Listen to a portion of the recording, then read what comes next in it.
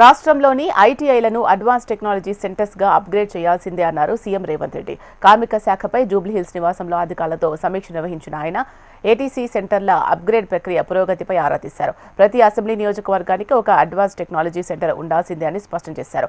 నియోజకవర్గ కేంద్రాల్లో లేదా పట్టణ ప్రాంతాలకు సమీపంలో ఏర్పాటు చేయాలని సూచించారు. ఏటీసీల ఏర్పాటుకు అవసరమైన నిధులు ప్రభుత్వం వెంటనే అందించేందుకు సిద్ధంగా ఉందని తెలిపారు. ఏటీసీలో అవసరమైన సిబ్బంది, ఇతర వివరాలను అధికారులు వివరించగా సిబ్బంది నియామకంపై పలు సూచనలు చేశారు CM Revanth Reddy. Gig platform workers యాక్ట్పై పూర్తిస్థాయి అధ్యయనం చేయాలని సూచించారు.